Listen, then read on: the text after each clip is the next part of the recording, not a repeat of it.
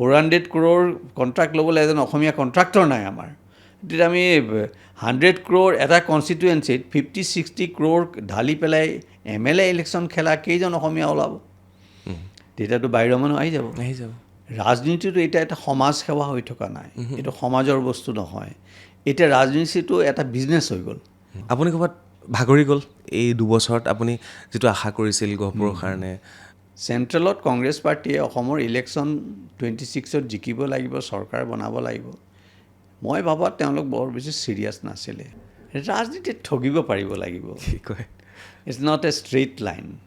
ইয়াত সৎ বা সত্য এইবোৰৰ কোনো স্থান নাই ইয়াত। কোনো পলিটিচিয়ান, ৰাজনীতিবিদৰ ল'ৰা ছোৱালী ছাকচেছ হ'ব নোৱাৰে। মোৰ দুখ লাগে গহপুৰত এটা চিনেমা হল নাই য'ত অসমৰ প্ৰথমখন ছবি শ্বুটিং হৈছিল ভোলাগুৰিত। দুখ লাগিছে কি জানেনে মহন্ত ডাঙৰীয়া, এয়াই এতিয়া আমি বেলেগত শিকি আছোঁ, আমি ইমপ্লিমেণ্ট কৰিছোঁ, আমাৰ খুটা পুতিছে। এয়াই কৰিবলৈ আমাক ডাঙৰ বিল্ডিং নালাগেতো। গহপুৰ সমষ্টিৰ পৰা নিৰ্বাচন খেলিছিল 2026 চনত, জয়যুক্ত হ'ব পৰা নহ'ল। কিয় নহ'ল?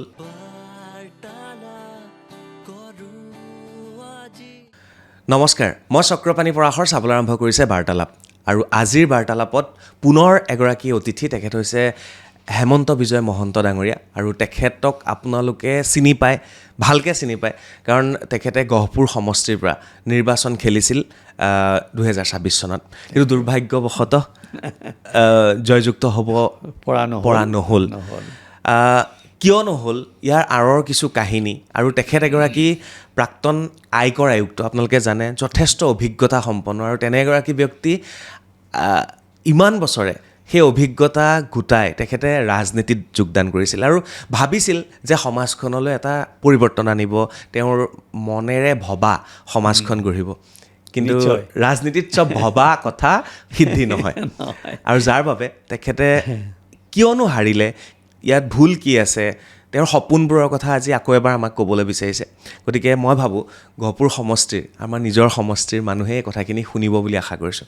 পুনৰবাৰ নমস্কাৰ জনাইছোঁ। নমস্কাৰ, থেংক ইউ, ধন্যবাদ। হৰাজিকা থাকেই, একো নাই, মনততো দুখ নাই? নাই, মনত সিমান নাই, কিন্তু অলপতো বেয়া লাগে আৰু। কিবা এটা চেষ্টা কৰা হৈছিল, কিন্তু নহ'ল, ভবামতে নহ'ল। আৰু ডাঙৰ কথাটো হ'ল যে কংগ্ৰেছে দলে টিকেটটো নিদিয়াটো বহুত ডাঙৰ কথা হৈ গ'ল। একদম। টিকেট যদি 2 মাহৰ আগতো নিদিওঁ বুলি ক'লে হয় বা নাজানিলোঁ হয় মই, তেতিয়া মই প্ৰস্তুত হ'ব পাৰিলোঁ হয়। কিন্তু মোৰ হাতত কেম্পেইন কৰিবলৈ মাত্ৰ 5 দিন সময় আছিল। মাত্ৰ 5 দিন। সেই 5 দিনত নতুন চিম্বলটো আৰু ইণ্ডিপেণ্ডেণ্ট হিচাপে মানুহৰ মাজত, ভোটাৰৰ মাজত সোমোৱাটো একেবাৰে অসম্ভৱ। আৰু ডাঙৰ কথা হ'ল যে সংগঠনটো নাছিলে, যিটো সংগঠনৰ কাৰণে এটা সময়ত আমি 2023ত বিজেপি এৰি মই কংগ্ৰেছত জইন কৰা হৈছিল। সেই সংগঠনটোৱে মোক এৰি দিলে, লাষ্ট মমেণ্টত এৰি দিলে। গতিকে কাম কৰা মানুহ নাছিলে, কোনে পোষ্টাৰ বেনাৰ লগাব, কোনে কি কৰিব, কোনে ফিল্ডত যাব, সেই এনেকুৱা ধৰণৰ ছিটুৱেশ্যন মই এক্সপেক্ট কৰা নাছিলোঁ। কিন্তু তেতিয়া হৈ গ'ল, এইবিলাক হৈ যায়, সকলোৰে নিজা নিজা কেলকুলেশ্যন থাকে। আৰু বিশেষকৈ গহপুৰৰ কংগ্ৰেছৰ সংগঠনৰ বহুতেই আগৰজনৰ আমাৰ মাননীয় ৰিপুণ বৰাদেৱৰ চোৱা খাই থৈছে। গতিকে চোৱা খাই পাত ফলা কাম আমাৰ কংগ্ৰেছৰ মানুহে চাগে নকৰে, সেইকাৰণে তেওঁলোকে আৰু কোনেও সহায় নকৰিলে। বুজি পাইছোঁ। সেইটো সমস্যাটো সেইটো হ'ল। আৰু সমগ্ৰ অসমত কংগ্ৰেছ হৰাৰ এইবাৰ মূল কাৰণ এইসমূহ আছিলে। কাৰণ সঁচা কথা ক'বলৈ গ'লে মই বহুতৰ লগত অনুষ্ঠান কৰিলোঁ, বহুতে প্ৰত্যাশী আছিল যে, আশা কৰি আছিল তেওঁলোকে টিকট পাব, কিন্তু 5 দিন আগত গম পালে তেওঁলোকে টিকট নাপায়। আৰু যাৰ ফলত তেওঁলোকে নিৰ্দলীয় খেলিবলগীয়া হ'ল। আৰু নিৰ্দলীয় খেলোঁতে তেওঁলোকে কংগ্ৰেছৰ হাতৰ চিম্বলটোক একাষৰীয়া কৰি নিজৰ চিম্বলটোক এষ্টাব্লিছ কৰিবলৈ সময় নাপালে। সেইবাবে মানুহে হেমন্ত বিজয় মহন্তক হয়তো ভোট দিছে গহপুৰত, কিন্তু হাতৰ চিম্বলত দি দিলে। বহুতে কৈছেও মোক পিছত, বহুতক যেতিয়া মই ইলেকশ্যনৰ পিছত সুধিছোঁ, তেখেতলোকে কৈছে আমিতো আপোনাকেই দিছোঁ হাতৰ চিম্বলত। গতিকে তেওঁলোকে বুজিয়েই নাপালে যে ইণ্ডিপেণ্ডেণ্ট কেণ্ডিডেটৰ বেলেগ এটা চিম্বল থাকে, কি কথা, এনেকুৱা কিছুমান কনফিউজন হ'ল। বাৰু সেইবোৰ যিয়েই নহওক, আমাৰ মনত যি এক সামাজিক দায়িত্ববোধ আছিল যে গহপুৰৰ সন্তান হৈ গহপুৰৰ ৰাইজৰ কাৰণে কিবা অকণমান কৰাৰ, ঘূৰি আহি লাগি কৰাৰ, সেই সামাজিক দায়িত্ববোধৰ পৰা মোক গহপুৰৰ ৰাইজে মুক্তি দি দিলে। এতিয়া আৰু তেনেকুৱা ধৰণৰ কোনো দায়িত্ববোধ বা যিখিনি কৰিব লগা আছে নিজৰ ব্যক্তিগত লেভেলত স্তৰত ইজনক সিজনক সহায় কৰাটো বেলেগ কথা, কিন্তু সামাজিকভাৱে বা দলীয়ভাৱে কিবা কৰাৰ আৰু কোনো দায়িত্ববোধ মোৰ মনলৈ আৰু নাহা নাই। গতিকে মই সেইফালৰ পৰা মুক্ত হৈ গ'লোঁ। সেইকাৰণে ভালো লাগিছে, বেয়া লগা নাই, অকণো বেয়া লগা নাই সেইফালৰ পৰা, সেই দিশৰ পৰা। আৰু ইলেকশ্যনৰ প্ৰাক মুহূৰ্তত মই মহন্ত ডাঙৰীয়াৰ সৈতে খুব ধুনীয়া এটা অনুষ্ঠান কৰিছিলোঁ। তেওঁৰ জাৰ্ণি, তেওঁৰ যাত্ৰা, তেওঁৰ আয়কৰ আয়ুক্ত হোৱালৈকে সেই সময়ৰ যিটো তেওঁ পৰিৱেশ বা তেওঁৰ যিটো সমাজৰ প্ৰতি দায়বদ্ধতা, সেইখিনিৰ ওপৰত ইমান ধুনীয়া এটা অনুষ্ঠান কৰিছিলোঁ। তেওঁ গীতা অধ্যয়ন কৰে, গীতাৰ ওপৰত আমি কথা পাতিছিলোঁ আৰু আশা কৰিছিলোঁ যে তেওঁৰ কথাখিনি বুজি পাব, কিন্তু ৰাজনীতিত সকলো বেলেগ হৈ যায়।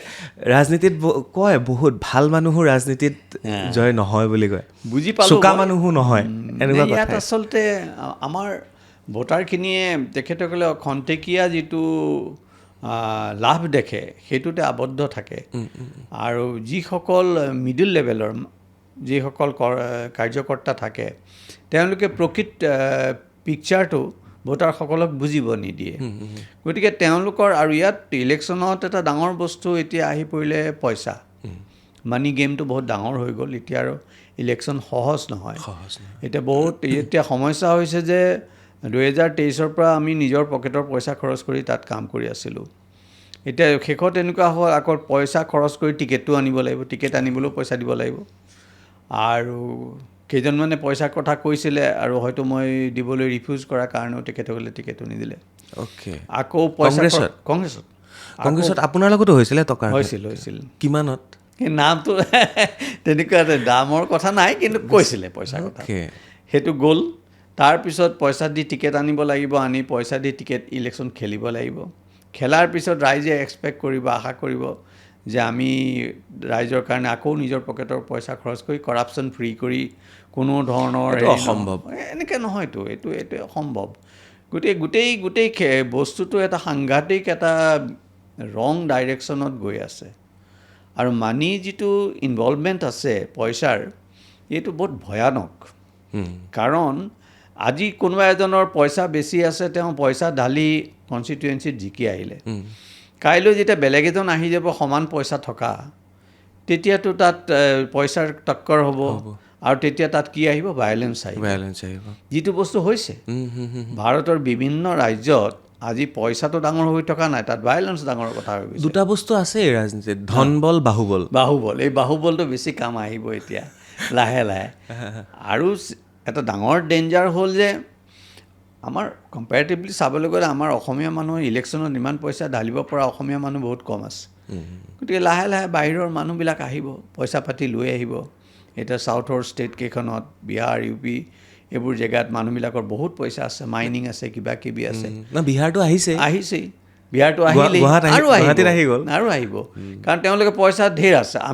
আমাৰ অসমীয়া মানুহে আজি গুৱাহাটীতেই ইমান ডাঙৰ এজন কণ্ট্ৰাক্টৰ নাই যোনে ডাঙৰ কণ্ট্ৰাক্ট এটা ল'ব পাৰে। 400 crore 400 crore কণ্ট্ৰাক্ট ল'বলৈ এজন অসমীয়া কণ্ট্ৰাক্টৰ নাই আমাৰ। তেতিয়া আমি 100 crore এটা কনষ্টিটুৱেঞ্চিত 50-60 crore ঢালি পেলাই MLA ইলেকশ্যন খেলা কেইজন অসমীয়া ওলাব? তেতিয়াতো বাহিৰৰ মানুহ আহি যাব। গতিকে এইবোৰ ৰিস্ক আছে, আৰু এতিয়া এই বিপদবিলাক, এইবিলাক সমস্যা ভোটাৰক কোনে বুজাব, কেনেকৈ যাব, সেইটোৱেই ডাঙৰ কথা। এটা বেলেগ দিশলৈ গৈ আছে বুলি আপুনি ভাবেনে ৰাজনীতি?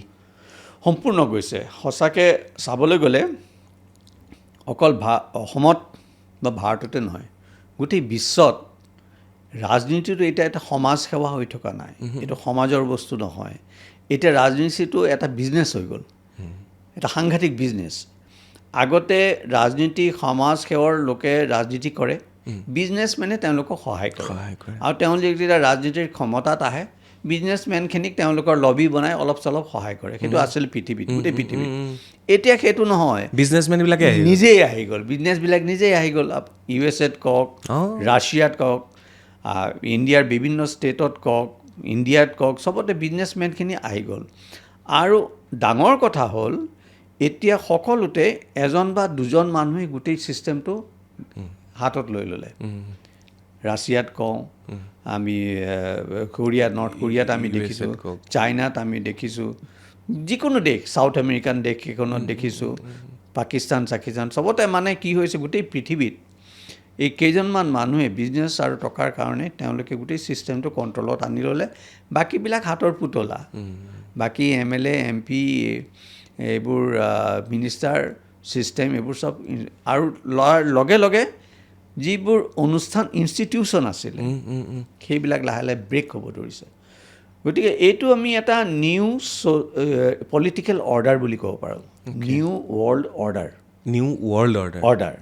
নিউ ৱৰ্ল্ড অৰ্ডাৰ নতুন এটা অৰ্ডাৰ হৈছে আগতে যেনেকৈ ডেমক্ৰেচি এটা অৰ্ডাৰ আছিলে এতিয়া সেই অৰ্ডাৰটো শেষ হ'ল এতিয়া নিউ ৱৰ্ল্ড অৰ্ডাৰত ভৱিষ্যতে কি হ'ব কেনেকুৱা সৃষ্টি হ'ব আমি নাজানো এতিয়ালৈকে কোনেও প্ৰেডিক্ট কৰিব পৰা নাই কোনেও প্ৰেডিক্ট কৰিব নোৱাৰে ইয়াৰ ৰিজাল্টটো ভাল হ'বনে বেয়া হ'বনে কি হ'ব কিন্তু এটা সাংঘাতিক এটা পৰিৱৰ্তন আহি আছে হৈছেই এতিয়া আমাৰ কথা হ'ল যে আমি সেই পৰিৱৰ্তনটোক ফ'ল' কৰোঁ ইয়াত বহি থাকোঁ ফ'ল' কৰাত বহুত সমস্যা আছে কাৰণ কোনোবা এজন বা দুজনৰ কথাত আমি চলিব লাগিব গোটেই সমাজখন সেইটোত ভয়ো আছে আৰু আমাৰ আদতো নাই আমাৰ অভ্যাস নাই আমি তেনেকৈ চলাই নাই গতিকে আমাৰ নিচিনা মানুহৰ কাৰণে ৰাজনীতিত সোমাই কাম কৰা অসম্ভৱ হৈ গ'ল বৰ সহনশীল হ'ব লাগিব মানুহ বহুত সহনশীল হ'ব লাগিব আৰু ডিপেণ্ডেণ্ট মানুহৰ স্বাধীনতা শেষ হ'ল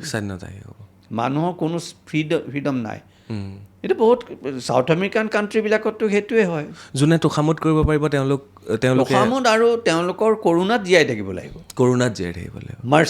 মাৰ্চি য়েছ সেই পাৱাৰফুল গেংটোৰ মাৰ্চি হ'লে কোনোবা মানুহ জীয়াই থাকিব তেওঁলোকৰ বিৰোধীত গ'লে তেওঁলোক শেষ হৈ যাব ফ্লেটাৰ গোটেই বিশ্বখন এনেকুৱা ৰূপত গৈ আছে ছাউথ আমেৰিকান কাণ্ট্ৰিবিলাক আগতেই হ'ল গতিকে আমি কিমান চেষ্টা কৰি কি কৰি অসমখন কেনেকৈ হয় আমি নাজানো বাট উঠি অহা প্ৰজন্মটোৰ কাৰণে ভৱিষ্যতটো এটা বৰ ডাঙৰ চেলেঞ্জ হৈ আহিছে এটা ডাঙৰ কুৱেশ্যন মাৰ্ক পুৰণা মানুহখিনিৰ ওপৰত ভিত্তি কৰি তেওঁলোকে নতুন এখন সমাজ কেনেকৈ গঢ়িব সেইটো সম্ভৱ নহয় তেওঁলোকে সম্পূৰ্ণ তেওঁলোকৰ নিজৰ বাহুবলত নিজৰ জোৰত নিজৰ ষ্টাইলত সম্পূৰ্ণ এখন নতুন সমাজ গঢ়ি ল'ব লাগিব এটা ছিষ্টেম বনাই ল'ব লাগিব কাৰণ এই ছিষ্টেমটোতো শেষ ইয়াত এতিয়া কোনো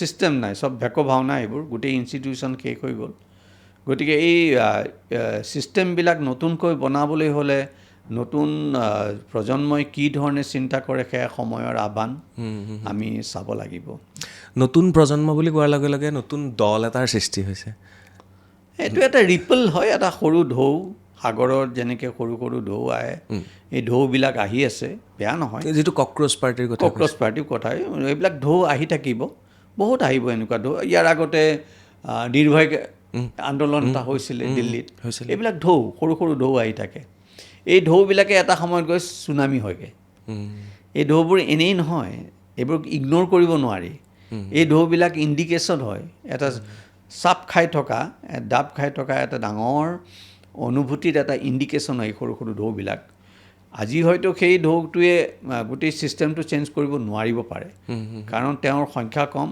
আৰু ভাৰতৰ নিচিনা সাংঘাতিক এখন বিশাল দেশত এনেকৈ গোটেই ছিষ্টেমটো চেঞ্জ কৰা সম্ভৱ নহয় এতিয়া জাৰ্মানীত পাৰিছিলে মানুহখিনি গোটেইখিনি ওলাই আহিলে বাৰ্লিন ৱাল ভাঙি দিলে ইষ্ট জাৰ্মানী ৱাজাৰ মিলি গ'ল বিভিন্ন সৰু সৰু কাণ্ট্ৰিবিলাকত আনকি USA-তো হ'ব পাৰে কাৰণ USA-ত 75% পপুলেশ্যন টাউনত থাকে 25%হে গাঁৱত থাকে গতিকে বুলি ক'লে এঘণ্টাতে চব মানুহ গোট খাই যাব পাৰে কিন্তু আমাৰ ভাৰতত নহয়তো ভাৰতত এতিয়া গাঁৱে গাঁৱে ক'ত মানুহবিলাক সোমাই আছে সেই মানুহখিনি গোটাই এটা পাব্লিক অপিনিয়ন ক্ৰিয়েট কৰি এটা প্ৰেছাৰ কৰা ভাৰতত সেইটো নেপালত পাৰিব নেপালো সেই হিচাপে সৰু পাৰি যাব বাট নট ইন ইণ্ডিয়াত এইটো কৰা সম্ভৱ নহয় তো বিজয় থালাপতিয়ে কিয় পাৰিলে সেইটো এটা ষ্টেটত সেই বস্তুটো নেশ্যনেল লেভেলত নোৱাৰিব নহয় ষ্টেটত এটা আমি ঢৌ ক্ৰিয়েট কৰি দিলোঁ ইণ্ডিয়াতো হয় চবতে হয় আমাৰ ইয়াত হৈছে অসম আন্দোলনত হোৱা নাছিল জানো হৈছিলে আছোঁ সেইটো অসম আন্দোলন অসম গণ পৰিষদৰ কিয় ঢৌটো হৈছিলে গতিকে এখন ষ্টেটত আমি এটা ঢৌ ক্ৰিয়েট কৰিব পাৰোঁ কিন্তু সেই ঢৌটো গোটেই ভাৰতত ক্ৰিয়েট কৰি চেঞ্জ কৰা ইটছ এ বিগ কুৱেশ্যন। সেইটো ভাৰতত অলপ দিগদাৰী হয়। আৰু চাউথৰ দেশকেইখনৰ আমাৰ বিভিন্ন জনগোষ্ঠী আছে, বিভিন্ন সংস্কৃতি আছে, সকলোৱে একেধৰণে কথাবিলাক নাভাবে। কিন্তু এই যিটো সৰু সৰু ঢৌবোৰ আহিছে ভাৰতৰ স্বাধীনতা আন্দোলনৰ সময়ত, যেনেকৈ ক'ৰবাত চিপাহী বিদ্ৰোহ হ'ল, ক'ৰবাত জ্বলাই দিলে, বেৰেক জ্বলাই দিলে, এইবিলাক সৰু সৰু ঘটনাবিলাক হৈ আছিলে, গৈ গৈ গৈ গৈ এটা আন্দোলন হ'ল। তেনেকৈ এই সৰু সৰু যিবোৰ ঢৌ আছে এইবোৰে এটা সময়ত চুনামি হোৱাৰ আশা আছে। আমি আশা কৰিছোঁ যে পৰিৱৰ্তনটোতো হ'বই লাগিব, এনেকৈতো নহ'ব, সমাজ এনেকৈ নচলে। মহন্ত ডাঙৰীয়া, এটা প্ৰশ্ন সোধোঁ। আপুনি ক'ৰবাত ভাগৰি গ'ল এই এই এই দুবছৰত? আপুনি যিটো আশা কৰিছিল গহপুৰৰ কাৰণে, ক'ৰবাত ভাগৰিলে? বৰ্তমান আপুনি কি ভাবিছে? আপুনি নিজে ক'লে যে মই সমাজত কিবা এটা কৰিবলৈ আহিছিলোঁ, বাট সেইখিনিৰ পৰা মোক অব্যাহতি দিলে ৰাইজে। মই লগতে আৰু এটা প্ৰশ্ন কৰোঁ। আপুনিতো ছোনিয়া গান্ধীৰ সৈতেই কথা পাতিছিলে টিকটৰ কাৰণে। তো কেন্দ্ৰীয় পৰ্যায়ত বা চেণ্ট্ৰেল পৰ্যায়ত কথা পতাৰ পিছত অসমত কি পৰিস্থিতি হ'ল যে আপোনাক টিকটটোও নিদিলে তেওঁলোকে? অসমৰ ইলেকশ্যন লৈ আগৰ পৰাই মোৰ সন্দেহ আছিলে। মই কৈও আছিলোঁ যে অসমৰ ইলেকশ্যন লৈ AICC বেছি চিন্তা কৰা নাছিলে। চেণ্ট্ৰেলত কংগ্ৰেছ পাৰ্টীয়ে অসমৰ ইলেকশ্যন 26ত জিকিব লাগিব, চৰকাৰ বনাব লাগিব, মই ভাবোঁ তেওঁলোক বৰ বেছি ছিৰিয়াছ নাছিলে। মানে মাজতে মাতিছোঁ, আপুনি সমানে ছোনিয়া গান্ধীৰ লগত কথা পাতি আছে আৰু অসমত আপুনি তেতিয়া প্ৰদ্যুৎ বৰদলৈ আৰু ভূপেন বৰাৰ সৈতে হয়তো কথা পাতি আছিল চাগে। তো তেতিয়া দুইজনেই যেতিয়া বিজেপিলৈ গমন কৰিলে, তেতিয়া আপোনাৰ গত্যন্তৰ নোহোৱা হ'ল? একো নহ'ল, তেওঁলোকে মিছলিড কৰিলে, সম্পূৰ্ণ মিছলিড কৰিলে। মই তেখেতসকলৰ লগত আলোচনা কৰি কামবিলাক কৰি আছিলোঁ। মইতো নতুন মানুহ নাজানো। গতিকে তেখেতসকলে যদি ভিতৰত কিবা এটা ভাবি আছে, মোক কিবা এটা উপদেশ দিছে, তেতিয়াতো আৰু মোৰ উপায় নাই, মইতো সঁচা কথা ভাবি গৈ আছিলোঁ। আৰু ভূপেন বৰাদেৱকতো মই বহুত আগৰ পৰাই জানো।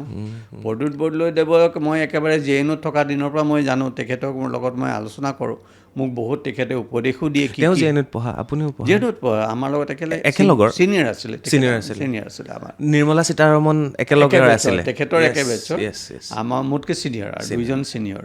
তেতিয়াৰ পৰা আপোনাৰ প্ৰদ্যুৎ বৰদলৈৰ লগত চিনাকি? তেতিয়াৰ পৰা আমাৰ চিনাকি। তেখেতৰ লগত উপদেশ লওঁ, কেতিয়াবা কথা পাতোঁ। কিন্তু তেখেতসকলে যেতিয়া মিছলিড কৰিলেতো আৰু কি কৰিম, আৰু তো উপায় নাই, এইটো বেড লাক, মোৰ বেড লাক। ইনফেক্ট বহুত কথা মই ভূপেন বৰাদেৱক কৈছিলোঁ, কিন্তু সেইখিনি তেওঁলোকে সেইটো ইমপ্লিমেণ্ট নকৰিলে তেনেকৈ। গতিকে এইবিলাক মানুহে কৰিছে সকলোৱে নিজৰ নিজৰ ক্ষেত্ৰত, আৰু এইটো স্বাভাৱিক। শেষত কংগ্ৰেছৰ টিকট দিয়া লোৱা এইবিলাকত আগভাগ কোনে ল'লে? গৌৰৱ গগৈ ডাঙৰীয়া? সেইটো ভিতৰুৱা কি হৈছে সম্পূৰ্ণবোৰ জানিবৰ মোৰ উপায় নাই। আপুনি একেবাৰে মানে গৌৰৱ গগৈৰ লগত কথা পতা নাছিলে? তেখেতে তেনেকৈ ডাইৰেক্ট, মানে তেখেতেতো জানেই মোৰ নামটো, প্ৰস্তাৱটো তেখেতে কৰাইছে APCCত। ইয়াত আমাৰ নাম আহেতো, ইয়াত নাম আহোঁতে তেখেতে মোৰ নামটো দিছে, তাত কোনো সন্দেহ নাই, তেখেতে এটা দিব লাগে। কিন্তু লাষ্ট মমেণ্টত কি হ'ল, গেমটোতো মই নাজানো, কোনে কি গেম খেলিলে, কোনে কি কৰিলে, কাৰ কি প্ৰেছাৰ গ'ল। কোনোবাই ৰিজাইন কৰিম বুলি ধমকি দিলে, যে মোৰ কেণ্ডিডেট নাহিলে মই পদত্যাগ কৰি মই নাথাকোঁ কংগ্ৰেছত, এনেকুৱা কিছুমান ধমকি দিলে। বহুত হয়তো তাত মানি গেম হ'ল, কিবা কিবি হ'ল, আৰু এইবিলাক আৰু বৰ জনাৰ কোনো উপায় নাই। কিন্তু নামটো মোৰ একেবাৰে লাষ্টত কাটিছে তেওঁলোকে, সেইটো বৰ বাবে ছাৰপ্ৰাইজ আছিলে, গহপুৰৰ মানুহৰ বাবেও বৰ হতাশা আছিলে। আৰু সেইটো আৰু কংগ্ৰেছ পাৰ্টীয়ে নিজেই কৰিছে। আৰু মেইন কথাটো মই যি বুজিলোঁ সেইটোৱে যে চেণ্ট্ৰেল লেভেলত কংগ্ৰেছ পাৰ্টীয়ে অসমৰ ইলেকশ্যনটো জিকিবই লাগিব বুলি নেখেলিলে, খেলা নাই। এতিয়া মই চিয়'ৰ হৈ গ'লোঁ, সেইটো মোৰ সন্দেহ আছিলে যে তেওঁলোকে হয়তো 29ৰ কাৰণে প্ৰিপেৰেশ্যন কৰিছে, 31ৰ কাৰণে প্ৰিপেৰেশ্যন কৰিছে, এতিয়া 26ত যি হয় হওক, এনেকুৱা কিছুমান হৈছে। আৰু সেইকাৰণে হয়তো এই ছিৰিয়াছনেছটো নথকাৰ কাৰণে, কমিটমেণ্ট নাই, ছিৰিয়াছনেছ নাই। ইনফেক্ট আমি যি পেপাৰে পত্ৰই খবৰ পাইছোঁ যে কংগ্ৰেছ পাৰ্টীয়েতো অসমৰ ইলেকশ্যনৰ পৰা লাভৱানেই হ'ল। সেইটোতো পেপাৰ পত্ৰটো তেনেকৈ ওলাইছে যে তেখেতসকলে লাভৱান। কংগ্ৰেছ ছিৰিয়াছ নাছিলে। আপুনি 29লৈ অপেক্ষা কেলৈ নকৰিলে? অপেক্ষাৰ কথা নাই, কিন্তু 23ৰ পৰাতো বাদেই, 23ৰ পৰা কাম কৰি থকা হৈছিলে। আৰু মই ভাবিছিলোঁ এই প্ৰচেছটো শেষ হওক, যি হয় হ'ব, এটা প্ৰচেছত নমা হৈছে, এইটো শেষ কৰি দিওঁ প্ৰচেছটো, যি হয় হ'ব, আৰু এইটো শেষ কৰি দিওঁ। কাৰণ মোৰ নিজৰ মনৰ এটা কেলকুলেশ্যনটো শেষ হওক, সঁচাকৈ মোক কিমান মানুহে ভাল পায় মই গম পাম, সঁচাকৈ মানুহে কিমানে পৰিৱৰ্তন বিচাৰে গহপুৰত আমি গম পাম। সকলোৱেই উৎপল বৰাক গালি পাৰি থাকে, বিধায়ক উৎপল বৰাক সকলোৱে গালি পাৰি থাকে, সেইখিনি কিমান সঁচা সেইটো মই গম পাম। গতিকে সেই আটাইবোৰ ভাবি গুণি মই ইলেকশ্যনটো খেলি দিলোঁ। লৈ ৰৈ থকাৰ কথা নাই। আৰু ভাল হ'ল, মোৰ চকু খোল খালে, পলিটিক্সটো কি মই বুজি পালোঁ, আৰু নেক্সট ষ্টেপ কি ল'ব লাগে সেইটো মই বুজি পালোঁ। বিশেষকৈ কংগ্ৰেছ দলৰ যে ভিতৰত একেবাৰে দুৰ্বল সেইটো বুজি পালোঁ। এতিয়া আমাৰ মাননীয় মুখ্যমন্ত্ৰী হিমন্ত বিশ্ব শৰ্মাই চৰকাৰ বনাবলৈ বিৰোধী ঘূৰুৱাবলৈ ইলেকশ্যন খেলিব নালাগে, তেওঁ এনেও জিকিলে হয়। বিৰোধী এনেও জিকিলে, ইলেকশ্যন নেখেলিলেও তেওঁ চৰকাৰ বনাব পাৰিলে হয়। কিন্তু তেখেতে ইলেকশ্যন খেলিলে কাৰণ তেখেতক এটা এবছলিউট মেজৰিটি লাগে, সেইটোৰ কাৰণো বহুত থাকে, আৰু সেইকাৰণে ধুনীয়াকৈ খেলি তেখেতে নিজৰ টাৰ্গেট পূৰা কৰিলে। কাৰণ কংগ্ৰেছটো একো নাছিলেই, কংগ্ৰেছৰ কোনো হেৰিয়ে নাই, বিৰোধী বুলি একো বস্তুৱেই নাই। কিন্তু আপোনাক গহপুৰ ৰাইজে কিমান ভাল পায় সেই বস্তুটো আপুনি কিন্তু ভোট বেংকৰ জৰিয়তে আপুনি মূল্যায়ন কৰিব নোৱাৰিলে, কাৰণ আপুনি কংগ্ৰেছৰ পৰা টিকট পোৱাহেঁতেন হয়তো আৰু ভুলবশতঃ বেলেগে ভালে কংগ্ৰেছত দিলে আপুনি বুলি ভাবি পেলাই সেইটো কিন্তু নিৰূপণ কৰিব নোৱাৰিলে আপুনি। সেইটো নোৱাৰি ভোটৰ লগত তাৰ কোনো লিংক নাই। কাৰণ মই বহুত মানুহৰ লগত কথা পাতিছোঁ, তেখেতসকলে দুখ কৰিছে, তেখেতসকলে দুখ কৰিছে কি হ'ল, আপোনাকতো আমি ভোট দিছিলোঁ, আমি কিয় নাপালোঁ। গতিকে সেই সংখ্যাটো ডাঙৰ সংখ্যা, যিটো সংখ্যা, গতিকে তাত ক'ত কি খেল হ'ল নাজানো, সেইটো কোৱা নাই। কিন্তু আজিৰ দিনত গহপুৰত ইলেকশ্যনটো জিকিবলৈ যিখিনি প্ৰস্তুতি লাগিছিল সেইখিনি এতিয়া মোৰ হাতত নাই। গতিকে মই সেই সময়ত অলপ এটা পজ বুলি কয় নহয়, কিবা এটা কামত গৈ যেতিয়া নহয় আমি অকণমান ৰওঁ, সেই ৰোৱাটোৱে হৈ আছে, অন্য নাই। আপুনি ক'লে অলপ আগতে যে মই শিকিলোঁ ৰাজনীতি কি হয়, মোক 1 মিনিটৰ ভিতৰত আপুনি বুজাই ক'ব লাগে ৰাজনীতি কি হয়, কি শিকিলে আপুনি? ৰাজনীতিত ঠগিব পাৰিব লাগিব। কি কয়? It's not a straight line. ইয়াত সৎ বা সত্য এইবোৰৰ কোনো স্থান নাই ইয়াত। সেইটো চিটিং, ইটছ পিয়'ৰ চিটিং। নতুন প্ৰজন্ম নাহিব আপোনাৰ এই কথাখিনি শুনাৰ পিছত। তেখেতে নতুন প্ৰজন্মই মানে এওঁলোকে ট্ৰেইনিং কৰিব। নতুন প্ৰজন্মইনো ট্ৰেইনিংটো ক'ৰ পৰা ল'ব? এই মানুহখিনিৰ পৰাই ল'বতো, এই মানুহখিনিৰ পৰাই ল'ব। গতিকে তেওঁলোকেও চাগে সেইটোৱেই শিকিব। আৰু যদি নতুন প্ৰজন্মই সেইখিনি নিশিকি ওলাই আহে ভাল কথা, তেতিয়া নতুন এটা আহিব, সেইটো আমি বিচাৰিছোঁ, আশা কৰিছোঁ। কিন্তু এই মানুহখিনিৰ আণ্ডাৰতে যদি কাম কৰিবলৈ লয়, তেখেতসকলৰ নিৰ্দেশ মতে চলিবলৈ লয়, তেতিয়া তেওঁলোকেও সেই বেয়া কথাবিলাকেই শিকিব যিবোৰ। চোকা মানুহ বা অভিজ্ঞতা থকা মানুহ, PhD কৰা মানুহ, প্ৰফেচাৰ কৰা মানুহ, বাহিৰত পঢ়ি অহা মানুহ এইবাৰ ইলেকশ্যনত আহিছিলে। উদাহৰণস্বৰূপে মই আপোনাকে ধৰিছোঁ, আপুনি এগৰাকী অভিজ্ঞতা সম্পন্ন ব্যক্তি, আয়কৰ আয়ুক্ত পৰ্যায়লৈকে আসনখনত আপুনি থকা ব্যক্তি। আপোনাৰ বিষয়ে জানে সকলোৱে, অসমবাসীয়ে জানে, ভাৰতবাসীয়ে জানে। সমানে সমানে মই আৰু 2টা নাম ল'ব বিচাৰিছোঁ। এজনী হৈছে কুংকি চৌধুৰী আৰু আনগৰাকী হৈছে জ্ঞানশ্ৰী। তেওঁলোক পঢ়াই শুনাই যথেষ্ট অভিজ্ঞ, চোকা ছোৱালী, তেওঁলোকো হাৰি গ'ল। নোৱাৰে। তো কাহিনীটো এইটো নেকি যে চোকা মানুহ ৰাজনীতিত? আমি সোমাব নোৱাৰোঁতো সেইটো লেভেলত। ইয়াত 2টা বস্তু আছে। এটাতো পেৰেলেল এণ্ট্ৰিটো নট পচিবল।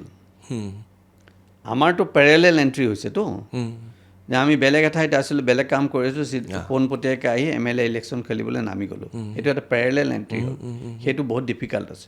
যোনে প্ৰথমতে ৱাৰ্ড মেম্বাৰ হ'ল, কিবা হ'ল, মণ্ডল সভাপতি হ'ল, ডিষ্ট্ৰিক্ট সভাপতি হ'ল, ভাইচ প্ৰেচিডেণ্ট হ'ল, কিবা হ'ল, সেইখিনি এটা গ্ৰাছৰুট পায়, সেইখিনি এটা এডভান্টেজ আছে।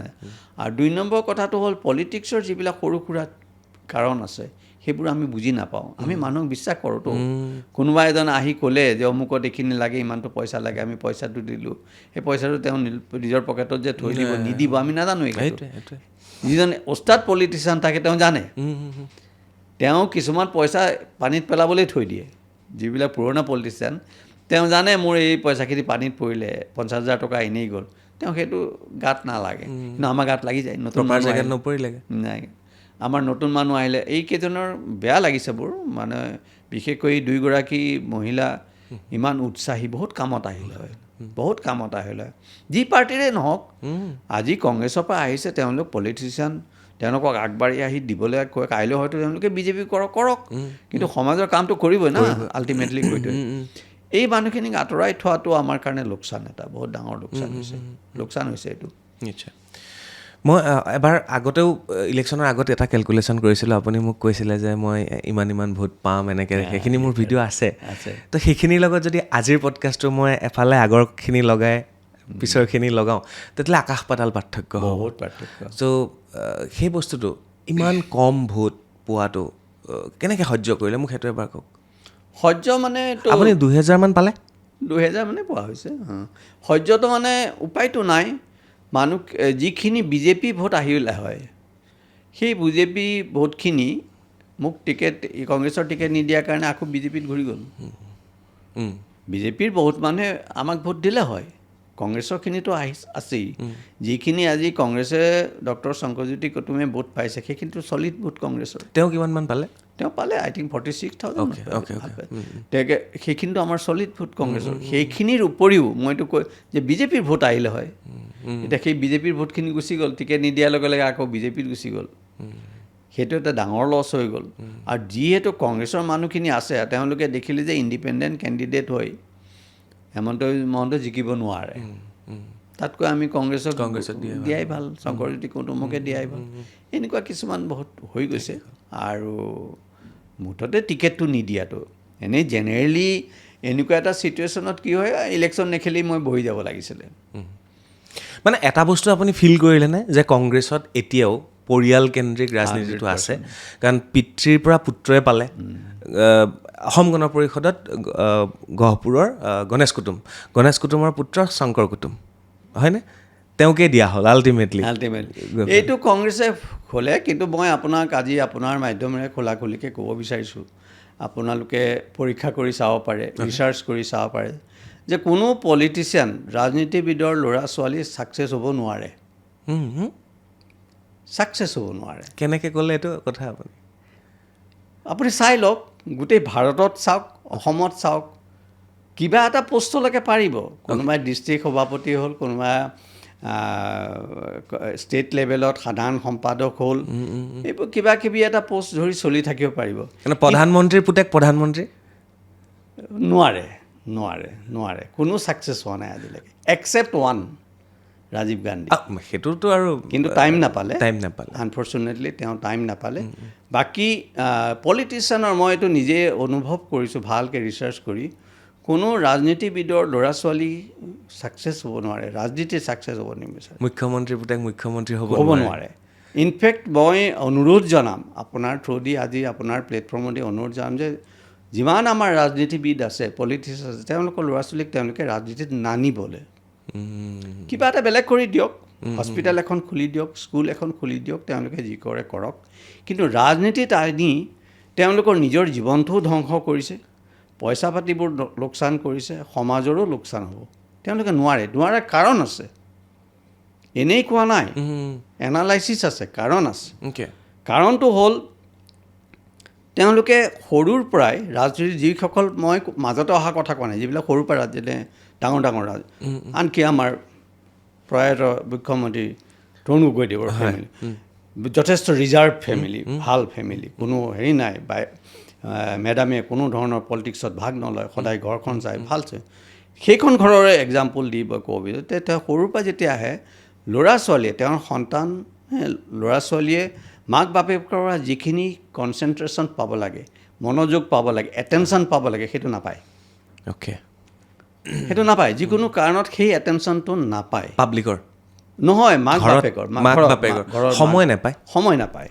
নাম্বাৰ 2, তেওঁলোকৰ ঘৰত সদায় এটা হুলস্থুলীয়া পৰিৱেশ। এই ইলেকশ্যন বুলি কিবা এটা, কোনোবা আলহী আহিলে কিবা এটা, তাত কোনো এটা আমাৰ ঘৰবিলাকত যেনেকুৱা এটা পৰিৱেশ থাকে, পলিটিচিয়ানৰ ঘৰত নাথাকে নহয়,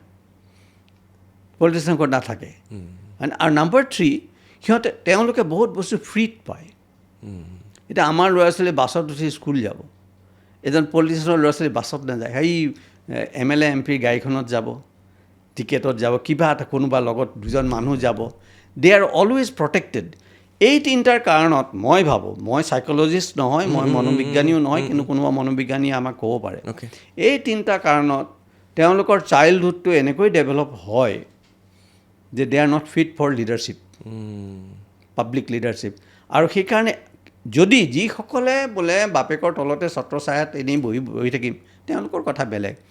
বাট those who wants to create their own identity, আমি মষ্ট অফ আছ, আমি সকলো মানুহে সমাজত এটা নিজৰ আইডেণ্টিটি ক্ৰিয়েট কৰিব বিচাৰোঁ। সেইকাৰণে মানুহে ধুনীয়াকৈ ড্ৰেছ কৰে, মেকআপ কৰে, অদ্ভুত ধৰণৰ এটা ফেশ্বন কৰে, গাড়ীখন মডেল কৰি পেলাই হৰ্ণ চৰ্ণ কিয় কৰে? এইবিলাক চিম্বল হয় যে মানুহে নিজৰ এটা আইডেণ্টিটি ক্ৰিয়েট কৰিব বিচাৰিছে। এই পলিটিচিয়ানৰ ল'ৰা ছোৱালীবিলাকে সদায় এটা আইডেণ্টিটি, সেই বাপেকৰ আইডেণ্টিটিত থাকিবলৈ সিহঁতৰ psychologically they are not fit, so' they are not successful in politics. যেনেকৈ আজি আমাৰ মুকেশ আম্বানীৰ ল'ৰাই জন্তু পুহিবলৈ আৰম্ভ কৰিলে, এলিফেণ্ট, টাইগাৰ। কিয়? তেওঁ যদি ইণ্ডাষ্ট্ৰিত সোমাই থাকে, সেই বাপেক ককাকে বনাই থোৱা ইণ্ডাষ্ট্ৰিখিনিয়ে চলাই থাকিব লাগিব ন, business, nothing new. So' if you wants to do something new, তেখেতে সেনেকুৱা। আমাৰ পলিটিচিয়ানবোৰে সেইটোৱে কৰিব লাগে। এই নিজৰ ল'ৰা ছোৱালীক পলিটিক্সত সোমোৱাই তেওঁলোকৰ জীৱনটো ধ্বংস কৰিছে, সমাজৰ কাম বেয়া কৰিছে, গোটেই ছিষ্টেম। আৰু কংগ্ৰেছৰ এই যে পৰিয়ালকেন্দ্ৰিক ছিষ্টেমটো, এই ছিষ্টেমৰ কাৰণে কংগ্ৰেছ ধ্বংস হৈছে। এই একজেক্টলি আই এম 100% চিয়'ৰ, ভিতৰি যদি মই কওঁ, আমাৰ সভাপতি মাননীয় গৌৰৱ গগৈ ডাঙৰীয়াৰ ভিতৰত সেই উৎসাহটো নাই, যিটো উৎসাহেৰে কংগ্ৰেছক লিডাৰশ্বিপ দিব লাগে। ইমান স্পষ্টকৈ আপুনি কথাখিনি কৈছোঁ, বেছিয়ে স্পষ্ট হৈ গ'ল নেকি? ক'ব লাগিব, নহয় মানুহে ভাবিবলৈ নাভাবা হ'ল নহয় আজিকালি। বুজি পাইছোঁ। সেই উদ্যমটো নাই, সেই উদ্যমটো ৰিপুণ বৰাদেৱৰ আছে, কাৰণ তেওঁ ফাইট কৰি আহিছেতো। প্ৰদ্যুৎ বৰদলৈদেৱৰ আছে, ভূপেন বৰাৰ আছে। সেই উদ্যমটো গৌৰৱ গগৈ নাই, because he is a son of a politician. আজিৰ দিনত ৰাহুল গান্ধীদেৱে, প্ৰিয়ংকা গান্ধীদেৱে যিখিনি কৰিছে, শুদ্ধ কৰিছে, দে আৰ ডুইং গুড। কাৰণ তেখেতসকলে নিজৰ লিগেচিটো ইউজ কৰি, নেটৱৰ্কটো ইউজ কৰি এটা অপিনিয়ন ক্ৰিয়েট কৰিছে, যিটো অপিনিয়ন আমাৰ গণতন্ত্ৰত প্ৰয়োজন আছে, ভেলু আছে। আজি গোটেই ভাৰতত তেওঁলোকে এটা নিজৰ পজিশ্যন ক্ৰিয়েট কৰি, সেইটো ভাল, সেইটো ধুনীয়া পলিটিক্সত ধুনীয়া কাম কৰি আছে এই দুজনে, আই চেলুট দেম। কিন্তু কাইলৈ যদি তেখেতক গোটেই AICCৰ দায়িত্ব দি দিয়া যায়, I think he will fail. AICCৰ দায়িত্ব তেওঁ বহন কৰিব নোৱাৰে। He can create an opinion, but not AICC। এইটো প্ৰব্লেম আছেতো, মানুহবিলাক অলপ চিন্তা কৰিব লাগিবতো। এইবিলাক দেশ, আমাৰ ভাৰতত এইবিলাক বস্তু বহুত, আমাৰ হিষ্ট্ৰী আছে। সম্ৰাটৰ ল'ৰা ছাকচেছফুল সম্ৰাট কোনোবা হয় জানো? এতিয়াও নহয়, কোনোবা এটা বেলেগ এটাই হয়। এইটো প্ৰমাণ আছে দেখোন, তেনেকুৱাই হয়। It's not possible. আৰু আমি সেইটোকে ফ'ল' কৰি আছোঁ। গতিকে আমাৰ এতিয়া যিকেইজন ছাকচেছফুল পলিটিচিয়ান আছে, মই হাতযোৰ কৰি অনুৰোধ কৰিছোঁ, তেওঁলোকৰ ল'ৰা ছোৱালীৰ জীৱনটো বচাওক, বেলেগ বেলেগ কামত দিয়ক, এই ৰাজনীতিত নানিব তেওঁলোকক। আপোনাৰ মতে গৌৰৱ গগৈ মুখ্যমন্ত্ৰী হ'ব এদিন? আই ডোণ্ট থিংক ছ'। কাৰণ গৌৰৱ গগৈ, তেখেতৰ কমিটমেণ্টেই নাই অসমৰ প্ৰতি। কাৰণ তৰুণ গগৈৰ পিছত সৰ্বানন্দ সোণোৱাল হ'ল, সৰ্বানন্দ সোণোৱালৰ পিছত হিমন্ত বিশ্ব শৰ্মা হ'ল। কোনো কিন্তু লিগেচি নাই। এইটো তেওঁলোকৰ নিজৰ দমত, নিজৰ চেষ্টাত, নিজৰ কষ্টত তেওঁলোক মেহনত কৰে, কষ্ট কৰে। পলিটিক্সটো বুজি উঠিছে, এই ওপৰৰ পৰা পেৰেলেল হেলিকপ্টাৰ লেণ্ডিং কৰি নহ'বতো। মই এটা হিষ্ট্ৰী, মানে এটা ভৱিষ্যতবাণী আপোনাৰ পৰা জানি ল'ব বিচাৰিছোঁ। গহপুৰত আমাৰ উৎপল বৰাৰ পিছত বিধায়ক কোন হ'ব বুলি আপুনি ভাবে আনাডাৰ 10 yearsৰ ভিতৰত? নেক্সট টাৰ্মটো হয়তো তেখেতেই হ'ব, চিয়'ৰ। নেক্সট 5 yearsটো তেখেতেই হ'ব। তাৰপিছত ক'বলৈ টান, কোন হয়। হয়তো তেখেতে যদি কোনোবা এজন ভাল লিডাৰ ডেভেলপ কৰিব পাৰে, কিন্তু সেইটো কৰা নাই, নকৰে। মই দেখা নাই। কিন্তু গহপুৰত ভাল লিডাৰ মই দেখা নাই। ভয় কৰেতো। তেওঁ যদি এজন বেলেগ লিডাৰ কৰে, কাইলৈ তেওঁকে আঁতৰাই পেলাই তেওঁ সোমাই পৰিব। গতিকে লিডাৰ, কিন্তু সেইটো ভুল, কৰিব লাগে। আমাৰ অনন্তদাৰ এটা হেৰি আছিল, কিন্তু পুৰণা আগৰ পৰা দেখিছিলোঁ, বাট এতিয়া সেইটো পৰা নাই। মইতো দেখা নাই। মই দেখিছোঁ নেক্সট 5 yearsো উৎপল বৰা দেৱে আহিব। তাৰপিছত হয়তো কোনোবা যদি ওলায় আৰু য়াং ল'ৰা, আপোনালোক আহিব পাৰে, ইউ কেন কাম। পইচা লাগিব, প্ৰেজেণ্ট কৰক। এতিয়া 5 বছৰত পইচা আহিব নহয়, আপুনি প্ৰেজেণ্ট কৰক। তেতিয়াহ'লে শংকৰ কুটুম থাকি গ'ল, শংকৰ কুটুম ডাঙৰীয়া। তেখেতটো ডক্টৰ হয়, প্ৰফেশ্যন ডক্টৰ। তাৰপৰা তেওঁ পলিটিক্সত আহিছে। তেওঁৰ ভৱিষ্যত কি? নাথিং। তেখেতে ক'ত ইফালে সিফালে খিচি বিচি কৰি থাকে, because he is not serious. ডাঙৰ কথা হ'ল ডক্টৰ শংকৰজ্যোতি কদম আহিছে কিবা এটা হাৱাত আহিছে লাগিলে ভাগিলে গ'ল আৰু নট চিৰিয়াছ পলিটিক্স তেনেকৈ নহয়তো এইটো পাৰ্ট টাইম কাম নহয় নহয় এদিন আহিম দুদিন কৰিম গুচি যাম আকৌ কিবা আহিম এনেকৈ নহয় কোনো বেবকুফ নাই পৃথিৱীত চ' আই ডণ্ট থিংক তেখেতে কিবা এটা বিশেষ কৰিব পাৰিব আপোনালোকৰ নিচিনা ল'ৰা হওক I am sure you come মই আৰু এটা প্ৰশ্ন সোধোঁ সেইটো বাৰু পিছলৈ থৈছোঁ পিছত এটা প্ৰশ্ন সোধোঁ বৰ্তমান সময়ত এজন বিধায়কৰ কিমান গুৰুত্ব আছে বুলি ভাবে অকল সমষ্টিটোত বহুত এজন বিধায়কে এটা সমষ্টিক স্বৰ্গ বনাই দিব পাৰে 5 বছৰত বহুত কাৰণ গভৰ্ণমেণ্টে ইমান ইণ্টাৰেষ্ট দিছে স্কিমবিলাক দিছে পইচা ইনভেষ্ট কৰিছে বিধায়কৰ কাম ইমপ্লিমেণ্ট কৰাটোহে সেই ইমপ্লিমেণ্টটো যদি ভালকৈ নকৰে আৰু ইমপ্লিমেণ্ট কিন্তু বিধায়কে কৰিব লাগিব গভৰ্ণমেণ্ট অফিচাৰে নকৰে কোনো গভৰ্ণমেণ্ট BDO কওক কিবা কওক কোনো গভৰ্ণমেণ্ট অফিচাৰে ইমপ্লিমেণ্টেশ্যন নকৰে সিহঁতে মই দেখিলোঁ সিহঁতৰ হাফ মাইণ্ডেড হাফ হাৰ্টেড কাম সিহঁতৰ কাম কৰাব লাগিব বিধায়কে এগ্ৰিকালচাৰ অফিচাৰক এক্সটেনশ্যন অফিচাৰক ফিল্ডত নি খাৰা কৰি এগ্ৰিকালচাৰ কৰাব লাগিব ইণ্ডাষ্ট্ৰি অফিচাৰক ফিল্ডত নি পেলাই খাৰা কৰি ইণ্ডাষ্ট্ৰি বহুৱাব লাগিব কাম কৰোঁ বুলি ক'লে এজন বিধায়কে এটা কনষ্টিটুৱেঞ্চি বহুত ওপৰত লৈ যাব পাৰে আগতে পইচা নাছিলে আজিকালি বহুত পইচা আহে স্কিম আহিল নহয় এতিয়া গহপুৰতে সেই টানেলটো হ'ব কিমান ডাঙৰ প্লানিং লাগে যিটো আমাৰ নুমলীগড়ৰ পৰা টানেল আহিব টানেলটো ইয়াত খুলিব কিমান ভেহিকেল আহিব কিমান ডাঙৰ এটা প্লানিং কৰিব সেইটো প্লানিং সহজ নেকি আৰু সেইটো প্লানিং কোনে কণ্ট্ৰল কৰিব লাগে MLA জনে কণ্ট্ৰল কৰিব লাগে সেইকাৰণে দুখ লাগে যে কামবিলাক কৰিবলৈ সুবিধা পোৱা নগ'ল বৰ দুখ লাগে সেইটো কাৰণে young people you should come up কিন্তু তাতকৈ দুখ কি লাগে জানেনে চব MLA জনেই কৰে চব MLA জনেই কৰে ৰাস্তাটো যাব মাটি সেই MLA জনৰে ডেট ইজ ৰং সেইকাৰণে সময় নাপায় চব অকল এটা সমষ্টি নহয় সকলো সমষ্টিতে সেইটো টোটেলি ৰং আমি ডেলিগেট কৰিব জানিব লাগিব আমি ডেলিগেট কৰিব প্ৰথম ডেলিগেশ্যনৰ ৰুলটো কি আমি এটা টীম বনাই টীমটোক ট্ৰেইনিং দি দিব লাগিব যে তোমালোকৰ এইখিনি কাম ট্ৰেইনিং দি সিহঁতৰ লগত থাকি অলপ কামটো আৰম্ভ কৰি দিব লাগে দিয়াৰ পিছত সিহঁতৰ হাতত এৰি দিব লাগে দি পেলাই আমি কিছুমান ৰিপৰ্টিং ছিষ্টেম ৰাখিব লাগিব চেকছ এণ্ড বেলেঞ্চ ৰাখিব লাগিব তেতিয়া কাম কৰি যাব নহয় মই নিজে থিয় হৈ কালভাৰ্ট বনাব নালাগেতো মই নিজে থিয় হৈ ৰাস্তা বনাব নালাগে মানুহ আছে নহয় পৃথিৱীখন চলি আছে তেনেকৈ ডেলিগেট নকৰিলে কেনেকৈ হ'ব ব্ৰিটিছে লণ্ডনত বহি ইয়াত চাহ বাগান চলায় আমি আৰু ইয়াতে MLA নিজে যদি কালভাৰ্ট বনাবলৈ আৰম্ভ কৰে সেইটোৰ কাৰণে কি হৈছে তেওঁ প্লানিং কৰাৰ সময় নাপায় ডাঙৰ কথা ভবাৰ সময় নাপায় এই সৰু সৰু কথাবিলাকত লাগি থাকে ডাঙৰ কিবা এটা প্লানিং কৰোঁ গহপুৰৰ কাৰণে ডাঙৰ ভাবোঁ সেইবোৰ সময় নাপায় বিকজ এই সৰু সৰু কথাবিলাক লাগি থাকে সেইটো সঁচাকৈ গহপুৰত মোৰ দুখ লাগে গহপুৰত এটা চিনেমা হল নাই য'ত অসমৰ প্ৰথমখন ছবি শ্বুটিং হৈছিল ভোলাগুৰিত জ্যোতিপ্ৰসাদে য'ত চিনেমা শ্বুটিং কাম আছে গহপুৰত মানে সেইটো আটাইতকৈ দুখ লাগে মহন্ত ডাঙৰীয়া যদি বিজেপিতে থাকিলেহেঁতেন পৰিৱৰ্তন হ'লহেঁতেন তেতিয়া আপোনাৰ বস্তুখিনি অলপ চেঞ্জ হ'লহেঁতেন চাগে টিকেটেই দিলে হয় টিকেটেই দিলে এইটোতো বহুত ভুল হৈ গ'ল এটা ভুল হৈ গ'ল হৈ যায় কিছুমান ভুল আচলতে আমি পলিটিক্সটো নাজানোতো 2020ত আমি সোমাইছোঁ গোটেই পলিটিক্সৰ ভিতৰৰ বস্তুবোৰ বুজিবলৈ টান হয় আমি আৰু সকলো বস্তু চিধা চিধিকৈ ভাবোঁ সেইটো গ'ল তথাপি আমি ভাবোঁ আগলৈ ভাল হ'ব নিশ্চয় কাম ভাল হ'ব বুলি আমি ভাবোঁ উৎপল বৰাদেৱক আমি কিনা লগো কৰিছোঁ তেখেতক মই সন্মান জনাইছোঁ আৰু তেখেতক কৈছোঁ যে আমি আপোনাক সহায় কৰিবলৈ সাজু হৈ আছোঁ যি ধৰণে আপুনি বিচাৰে তেখেতে যদি বিচাৰে আমি তেখেতৰ লগত লগ লাগি গহপুৰখন উন্নতি কৰিবলৈ আমি নিশ্চয় চেষ্টা কৰিম নিশ্চয় হয় হয় ইমান প্ৰেডিকশ্যন একুৰেট কেনেকৈ হ'ব পাৰে মুখ্যমন্ত্ৰী ডাঙৰীয়াৰ এই ৰিজাল্ট 102 মানে 101 নে 102 101 নে 102 আৰু সিমানেই এই ৰিজাল্টটো যিটো আমাৰ 2026 অসমৰ এছেম্বলি ৰিজাল্ট হ'ল এইটো এটা এবনৰ্মেল ৰিজাল্ট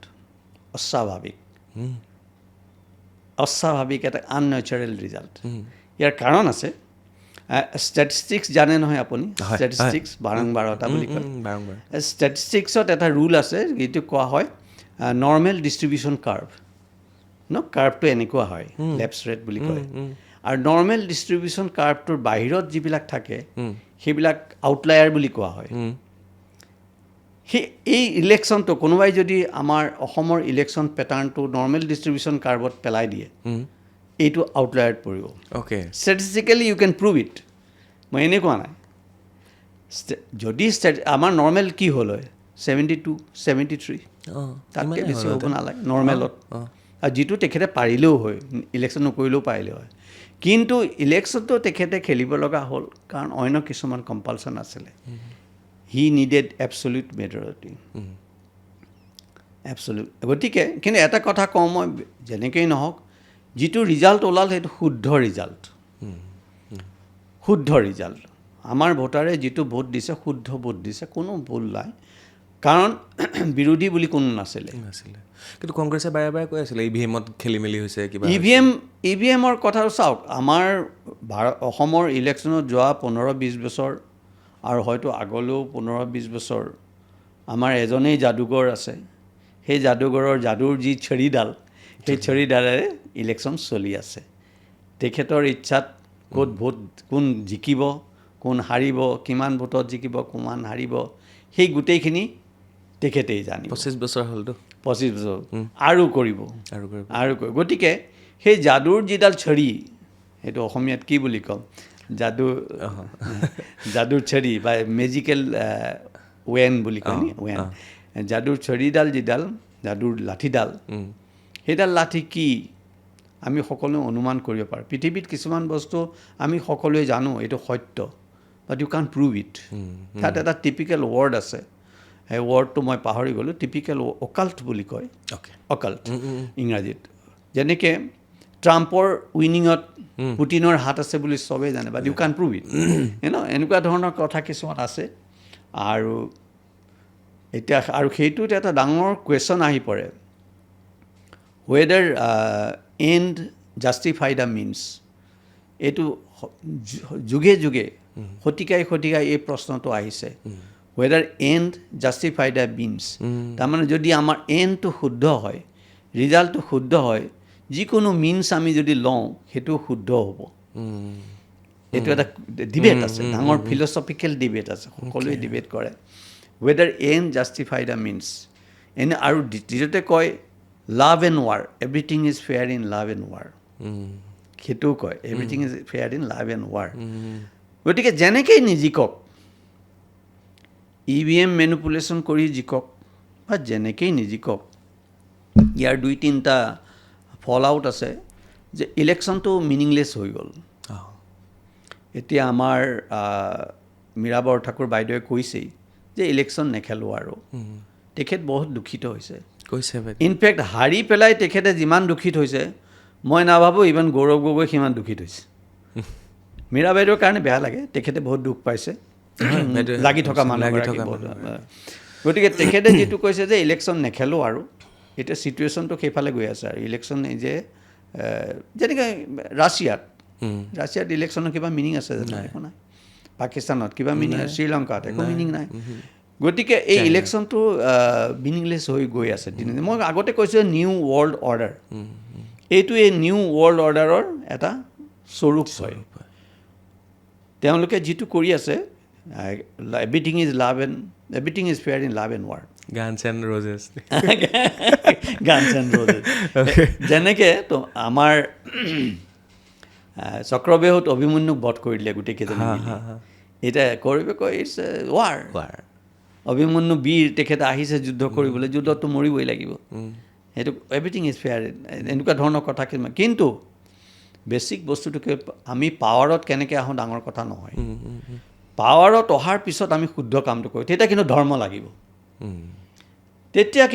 লাগিব আমি যদি পাৱাৰত অহাৰ পিছতো অধৰ্ম কৰোঁ তেতিয়া ভুল আমি হয়তো অধৰ্মৰ সহায় লৈ পেলাই আমি জিকিলোঁ আহিলোঁ শুদ্ধ হ'ল মই আগতে কৈছোঁ ৰিজাল্ট শুদ্ধ ৰিজাল্টত কোনো ভুল নাই মাননীয় মুখ্যমন্ত্ৰী হিমন্ত বিশ্ব শৰ্মা দেৱে মুখ্যমন্ত্ৰী হ'ব লাগে হৈছেও কাৰেক্ট এবছলিউটলি নাথিং একদম ৰং কিন্তু এতিয়া now you have to do গতিকে আমি ভাবোঁ তেখেতে এই যিটো এবছলিউট পাৱাৰ পালে ইমান দিনে পাই এতিয়া অসমৰ কাৰণে তেখেতে যথেষ্ট কৰিব পাৰিব ইমান দিনে যিখিনি কৰিছে সেইখিনি বহুত ধৰণৰ কুৱেশ্যন হৈছে আমি বিচাৰোঁ তেখেত যিহেতু আহিলে যেনেকেই নহওক শুদ্ধ ভুল আমি চাবলৈ নাই কোনো কুৱেশ্যন কাৰণ তেখেতৰ আমি যদি আচ্ছা EVM বেয়া মেচিন মেনিপুলেট নকৰিলে বাৰু EVMৰ সহায় নল'লেই হয় কি হ'ল হয় গৌৰৱ গগৈটো তেতিয়াও চিফ মিনিষ্টাৰ নহয় না হিমন্ত বিশ্ব শৰ্মা ডাঙৰীয়াৰ অনুপস্থিতিত কোন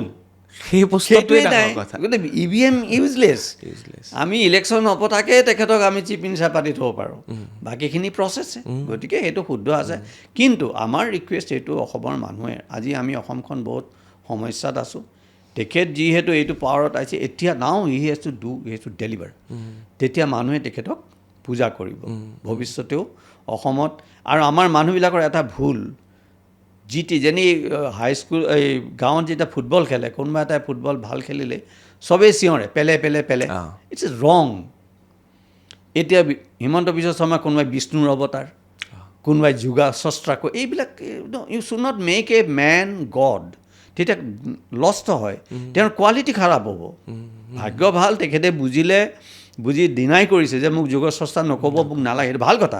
আই এম ৰিয়েলি হেপী কি তেখেতে সেইটো কৰিছে। কিন্তু আমাৰ মানুহখিনি সাৱধান হ'ব লাগে যে আমি এনেকৈ মানুহ এজনক ফটকৈ ভগৱান বনাই দিব নালাগে। দিছ ইজ ৰং। তেওঁ মানুহ হৈ থাকক না, ভাল মানুহ, শক্তিশালী মানুহ, ডেট ইজ গুড ফৰ আছ। আৰু তেখেতে আমাৰ মেইন কথাটো 2-3টা কাম নিশ্চয় কৰিব পাৰে, সেইটো আমাৰ অনুৰোধ। তেখেতে কৰিছেই। এটাটো এই সুযোগতে আমাৰ ওচৰ চুবুৰীয়া দেশখনৰ ৰাজ্যকেইখনৰ লগত আমাৰ সীমাটো কটকটীয়া কৰি পেলাব লাগে। এই বস্তুটো সহ্য হোৱা নাই। মাজত আমাৰ এটা বাফাৰ জোন থাকিব লাগে ফৰেষ্টৰ, দুইফালে ফেঞ্চিং থাকিলে, ইফালে আমাৰ পুলিচ, সিফালে তেওঁলোকৰ পৰা, যাতে পুলিচেও দেখা দেখি নহয়, ফৰগেট এবাউট পিপল। এই বাফাৰ জোনটো আমাৰ ষ্টেটকেইখনৰ লগত এতিয়া তেখেত পাৱাৰত আছে, চেণ্ট্ৰেলত পাৱাৰ আছে, তেখেতে সেইটো কৰিব পাৰে। আৰু 2 নম্বৰ কথাটো তেখেতে যিটো কৰিছে অলৰেডি, সেইটো লেণ্ড ইছ্যু। অসমৰ লেণ্ড ইছ্যুটো সমাধান কৰিব লাগে। লেণ্ড লজ তেখেতে পৰিৱৰ্তন কৰিছে, বহুত কৰিছে, এইটো ভাল কৰিছে। আজি মেঘালয়ত তাততো কম বাংলাদেশী নাই, কিন্তু মেঘালয়ত সেইটো প্ৰব্লেম কিয় নহয়? কাৰণ মেঘালয়ে আৰম্ভণিতে লেণ্ডটো কব্জা ল'লে। সিহঁতৰ ছোৱালীজনীয়ে মাটিৰ অধিকাৰ, কোনো মাটি কিনিব নোৱাৰে। আমি গৈ মাটি কিনিব নোৱাৰোঁ মেঘালয়। এইটোৱে বস্তু। গতিকে সেই লেণ্ড লজটো আমি ল'ব লাগিব। আৰু লেণ্ডটো তেখেতে কৰিছেই, বহুত কৰিছে। তেখেতে এভিকশ্যন কৰাৰ কাৰণে বহুতে বেয়া পাব পাৰে, but that is a right thing, you have to do it. কিন্তু এতিয়া আৰু এটা এভিকশ্যন হৈছিলে কাজিৰঙাৰ ওচৰত, সেইখিনিতে হৈছিল ন, বুঢ়াপাৰা ওচৰত, কিন্তু সেইটো এভিকশ্যন নাছিলে। ইফালে গ'ল আৰু সিহঁতক কম্পেনচেশ্যন দিছে, সেইটো এভিকশ্যন হ'ল নেকি? সেইটো নহয় ন। আমি চৰকাৰী মাটিখিনি ফ্ৰী কৰিব লাগিব, তাৰ চাৰিওফালে আমি ফেঞ্চিং দিব লাগিব। খৰচ হ'ব, কিন্তু আমি তাৰ চাৰিওফালে ফেঞ্চিং দিব লাগিব, তাত ছিকিউৰিটি গাৰ্ড দিব লাগিব, গাড়ী দি পেলাই, যাতে কোনো চৰকাৰী মাটিখিনি, আমাৰ নিজৰ মাটি টুকুৰা দেখোন আমি বাউণ্ডাৰী ৱাল দি পেলাই কটকটীয়াই থওঁ, গেট লগাওঁ। চৰকাৰী মাটিখিনি আমি কিয় কৰিব নোৱাৰোঁ? চৰকাৰে কিয় খোলা থৈছে? সেইটোতো এটা সম্পদ নহয় জানো? সেইটো এটা সম্পদ, ৰাইজৰ সম্পদ বুলি আমি এৰি দিলোঁ, নাচালোঁ। নিজৰ সম্পদটো হ'লে আমি এইটোতো যুক্তি নহ'ল। গতিকে আমি চৰকাৰক অনুৰোধ কৰিম যে আমাৰ যিখিনি চৰকাৰী মাটি আছে, গোটেই চাৰিওফালে ফেঞ্চিং দিয়ক, খালী কৰাওক, ফেঞ্চিং দিয়ক। মানুহবিলাক কি কৰিব সেইটো বেলেগ কথা, কিন্তু ফেঞ্চিং দি মাটিখিনি আপুনি কব্জাত লৈ লওক। এইটো আমাৰ লেণ্ড ইছ্যু সমাধান কৰিবলৈ। আৰু তৃতীয়টো বহুত ইম্পৰ্টেণ্ট ছাবজেক্ট, কোনেও এইটো কথা নাপাতে, এইটো হ'ল আমাৰ এনভাইৰণমেণ্টটো। অসমত আমাৰ কি আছে? সকলো আছে। আমাৰ অইল আৰু কয়লা, এইখিনিতো বাহিৰৰ মানুহে কণ্ট্ৰল কৰে, হয়নে? গতিকে আমাৰ যিটো প্ৰাকৃতিক সৌন্দৰ্য, প্ৰাকৃতিক পৰিৱেশ, সেইটোৱে আমাৰ সম্পদ নহয় জানো? অকণমান কষ্ট কৰিলে আমি অসমখন ছুইজাৰলেণ্ড, আজি ছুইজাৰলেণ্ড মানুহ কিয় যায়? ছুইজাৰলেণ্ড ক'ব লাগিব এতিয়া অলপ বেলেগ ষ্টাইলত ক'ব লাগিব। ছিংগাপুৰ, ছুইজাৰলেণ্ড, তালৈ কিয় যায়? কাৰণ প্ৰাকৃতিক সৌন্দৰ্যৰ কাৰণে যায়। বনাই দিব এতিয়া আমাৰ গুৱাহাটীখন। গুৱাহাটী নহয়, গোটেই অসম। ইয়াত প্ৰাকৃতিক সৌন্দৰ্য কৰিবলৈ কি কাম কৰিব লাগিব? প্ৰথম কথাটো, এই ডাম্পাৰ ট্ৰেক্টৰ দি পেলাই যে য'ত ত'ত লেণ্ড ফিলিং কৰে, ইট শুড বি ষ্টপড। কাৰণ এই বিলবিলাক বা যিবিলাক আমাৰ পুখুৰী চুখুৰী, এইটা ইক'চিষ্টেম নহয় জানো? এইবিলাক লিংক আছেতো। বিল এখন মাটি ভৰাই দিয়াৰ লগে লগে মাছ চাছ কিমান পৰুৱা আছে, ঘাঁহ চাহ চব মৰি গ'ল। গতিকে এটা ছিষ্টেমত আমাৰ এইটো বন্ধ কৰিব লাগে, এই ডাম্পাৰ ফিলিংটো বন্ধ কৰি নতুন টেকন'লজি, বিল্ডিং টেকন'লজি আনিব লাগিব। যেনেকৈ মিচিংসকলে চাংঘৰ বনায়, দ ঠাইবিলাকত আমি তেনেকুৱা টেকন'লজি দি চাংঘৰ বনাব নোৱাৰোঁ কিয়? তেতিয়া পানীৰ ফ্ল'টো থাকিবতো, এই প্ৰাকৃতিক সৌন্দৰ্যটো থাকিব। আৰু গতিকে সেইটো আমাৰ এটা ৰিকুৱেষ্ট, তেখেতে এই 3টা কাম যদি কৰে, তেওঁ চিৰ নমস্য হৈ থাকিব অসমীয়া মানুহৰ কাৰণে। ভগৱানৰ কৃপাত তেখেতে এটা ইমান ধুনীয়া পাৱাৰ পালে, এটা ভাল লাগিছে, বেয়া লগা নাই। কিন্তু আমি অনুৰোধ কৰোঁ যে তেখেতে যাতে চলাই থাকে, সেইটোৱে আৰু। এই UCC-টোৰ ওপৰত কি ক'ব আপুনি? It's a very tough decision social, কিন্তু ছ'চাইটিটো চেঞ্জ হ'বই লাগিব। ছ'চাইটি চেঞ্জ হ'বই লাগিব। হিন্দু ছিষ্টেমত বাল্য বিবাহ আছিলে, চেঞ্জ কৰা হ'ল। বিধৱা বিবাহ হোৱা নাছিলে, সেইটো এইবোৰ চেঞ্জ কৰা হ'ল। হিন্দু ছিষ্টেমত এই কি পলিগেমি বেন কৰা হ'ল। গতিকে ছ'চাইটি চেঞ্জ হ'ব লাগিব। হয়তো কিছুমান ধৰ্মত, কিছুমান সমাজত কিছুমান ছিষ্টেম এসময়ত আছিলে, তাৰ কাৰণ বেলেগ আছিল। কাৰণ আমাক এটা সময়ত মৰুভূমিত যিসকল পুৰুষ আছিল তেওঁলোকে যুদ্ধলৈ যায়, ঘূৰি আহিবনে নাই ঠিক নাই। যুদ্ধ কৰিবলৈ আমাক বহুত মতা মানুহৰ প্ৰয়োজন, পুৰুষৰ প্ৰয়োজন। গতিকে তাত কিছুমান প্ৰয়োজন ভিত্তিত ছিষ্টেম আছিলে, ভেলু আছিলে। এতিয়া হয়তো সেই ছিষ্টেমবোৰ নাই, আমাৰ কিছুমান প্ৰটেক্টেড এনভাইৰনমেণ্ট। গতিকে পলিটিক্সৰ কাৰণে কিছুমান ছিষ্টেম চলাই থকাটো, যে আমি ডেম'গ্ৰাফিকেলি আমি ষ্ট্ৰং হ'ম, সেইকাৰণে কিছুমান পুৰণা ছিষ্টেমৰ সুবিধা লোৱাটো শুদ্ধ কথা নহয়। তেতিয়া সমাজ ধ্বংস হ'ব। আমি সকলোৱে পলিটিক্স কৰোঁ, ধৰ্ম কৰোঁ, যিয়ে নকৰোঁ, যি ধৰ্মৰে নহওক, যি পলিটিকেল পাৰ্টিয়ে নহওক, আমি সকলোৱেতো সমাজৰ উন্নতিৰ কাৰণে কাম কৰি আছোঁ ন। গতিকে যিটো আমাৰ ছিষ্টেমে সমাজত, পুৰণা ছিষ্টেমে সমাজৰ ধ্বংস কৰিব, সেইটো ছিষ্টেম বাদ দিবলৈ আমি সাজু থাকিব লাগিব। So' I don't think it is very wrong step. মানুহখিনি মানি ল'ব লাগিব, বুজি ল'ব লাগিব এইটো। এটা প্ৰশ্ন সোধোঁ, গহপুৰত এটা সময়ত কোনোবাই কৈছিলে যে মহন্ত ডাঙৰীয়া, আপুনি হঠাৎ আহিলে, ইলেকশ্যন খেলিলে, ইলেকশ্যনত হাৰিলে, এতিয়া আপুনি আকৌ গুচি যাব গহপুৰ এৰি নিজৰ জেগালৈ বা বাহিৰলৈ। যদি জিকিলেহেঁতেন তেতিয়া থাকিলেহেঁতেন, এতিয়া হৰাৰ পিছত কি কৰিব আপুনি? নাই, গুচি যোৱাটো প্ৰশ্ন নাই। মই গহপুৰৰ মানুহ, গহপুৰত থাকি ভাল পাওঁ। মই খেতি বাতি আছে, গাঁৱৰ পৰিৱেশ মই সুন্দৰ এনজয় কৰোঁ। মই দিল্লীত ক'ত ইমান পলিউশ্যনৰ মাজত গৈ হিবি জিবি, দিল্লীত মোৰ একো কামেই নাই। দিনটো বহি টিভি চোৱাৰ বাদে মোৰ দিল্লীত কোনো কাম নাই। আৰু মই তেনেকুৱা মানুহো নহয় MP বিলাকৰ ঘৰে ঘৰে ঘূৰি ফুৰিম, পলিটিক্স কৰি পেলাই লবি কৰি ফুৰিম, সেইবোৰ মোৰ ইণ্টাৰেষ্ট নাই। মোৰ এনেকুৱাও নহয় যে গধূলি বহি ক্লাবত বহি কিবা ফূৰ্তি ফাৰ্তা কৰিম, সেইটোও মোৰ নাই। গতিকে মোৰ কাৰণে গাঁৱৰ পৰিৱেশটো বেষ্ট। মই ইয়াতে থাকিম আৰু বহুত কাম আছে, লাহে লাহে কামবোৰ আৰম্ভ কৰিম। প্লেনিং কৰিছে কিবা? ৰিয়েলি, কিন্তু কেইদিনমান অলপ ৰেষ্ট ল'ব লাগিব। সেইখিনি ৰাইজৰ কাম হ'বনে ব্যক্তিগত কাম? ৰাইজৰ, মোৰ ব্যক্তিগত একো কাম নাই। ব্যক্তিগত মোৰ একো কাম নাই। ব্যক্তিগত কাম থাকিব, পইচা ইনকাম কৰা, পইচা লাগেতো, সেইটো লাগিব। পইচা ইনকাম কৰিব লাগিব। পইচা বহুত খৰচ হ'ল, কষ্ট কৰি এতিয়া পইচা ঘটিব লাগিব, আৰু সেইখিনি পইচাৰ বেছিভাগ ৰাইজৰ কামতে ব্যৱহাৰ হ'ব। এটা চিনেমা হল খোলোৱা হওক, মানে খোলক।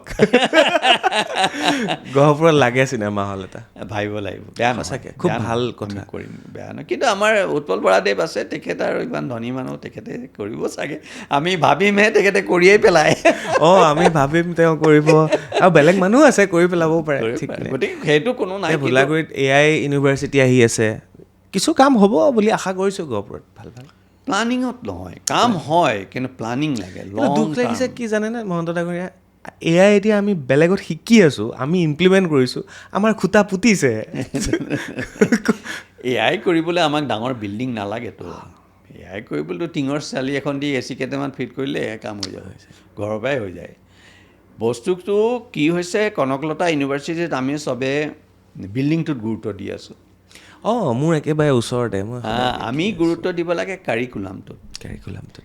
কাৰিকুলামত কি ধৰণৰ ষ্টুডেণ্ট আহিব, কেনে ধৰণৰ লেকচাৰাৰ আহিব, কি ধৰণৰ কোৰ্চ দিম, সেইটো কোৰ্চে আমাক ক'ত নিব, সেইবিলাকতো একো কৰাই নাই চাগে মই জনাত। যদি কৰি থৈছে মই নাজানো। আমি যেতিয়া এখন হস্পিটেল বনাওঁ, চাওক ডিফাৰেঞ্চ কেনেকৈ আহে, কনচেপ্টৰ ডিফাৰেঞ্চ। আমি যিখিনি হস্পিটেল বনাওঁ, চবেই কি কৰে, হস্পিটেলখন বনাই দিলে, বিল্ডিং ফিটা কাটিলে, তাৰপিছত মেচিন কিনিব, তাৰপিছত ডাক্তৰ। এইটো নহয়। প্ৰথম আমি চিন্তা কৰিব লাগিব যে এইখন হস্পিটেলত আমি কি ট্ৰিটমেণ্ট দিম। কিডনি ট্ৰান্সপ্লাণ্ট কৰিম, লিভাৰ ট্ৰান্সপ্লাণ্ট কৰিম, ৰবটিক্স কৰিম, হাৰ্টৰ কোনটো লেভেললৈকে যাম। তাৰপিছত আমি চিন্তা কৰিব লাগিব সেইখিনি দিবলৈ আমাক কি কি ছাৰ্ভিচ লাগে, কিমান ডাঙৰ কৰিডৰ লাগিব, অতি কিমান ডাঙৰ লাগিব, মেচিন কি ডাঙৰ লাগিব, ডাক্তৰ কেইজন লাগিব, কোন ডিপাৰ্টমেণ্টৰ ডাক্তৰ লাগিব। তাৰপিছতে বিল্ডিং হয়। Building is the last thing. Same thing with the university. University অসমতো প্ৰথম বিল্ডিঙে হয় প্ৰথম বিল্ডিং বনাই দিয়ে টোটেলি ইউজলেছ থিংকিং প্ৰথম আমি কৰিব লাগিব যে আমি ইয়াত